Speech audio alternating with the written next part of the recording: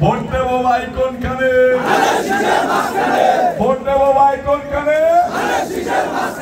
Vote দেবো ভাই কোনখানে? ভোট দেবো কোনখানে? ধানের শীষের মনোনয়ন আমাদেরকেই দিতে হবে, ইনশাআল্লাহ। দেবে না?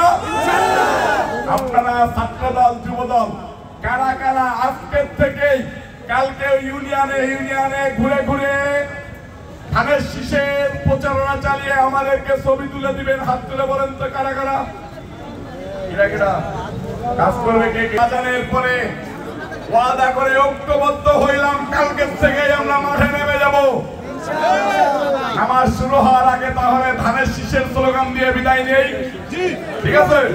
হাত তুলেন তো একটু সবাই। ভোট দেবো ভাই কোনখানে? ভোট দেবো ভাই কোনখানে? ভোট দেবো ভাই কোনখানে? ভোট দেবো কোনখানে? একসাথে বলতে হবে, লাগার এলাকা, লাগার এলাকা। আজকের এই ঐতিহাসিক যুব সমাবেশের সম্মানিত সভাপতি মোহাম্মদ শরীফ মুচল্লি উপস্থিত আছেন।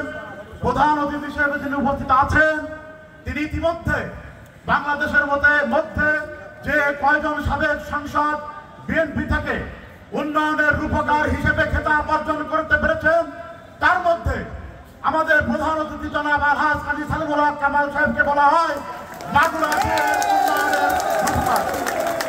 সেই উন্নয়নের রূপকার আমাদের মাঝে প্রধান অতিথি হিসেবে উপস্থিত আছেন প্রধান বক্তা হিসেবে।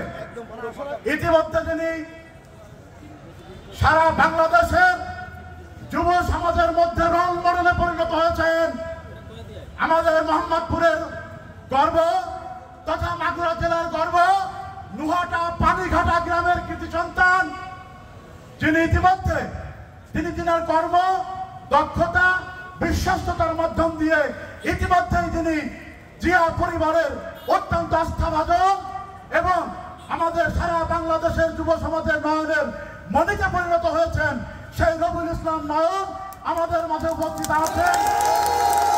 আমাদের মাঝে আরো উপস্থিত আছেন মোহাম্মদপুর ছাত্রদল এবং যুবদল।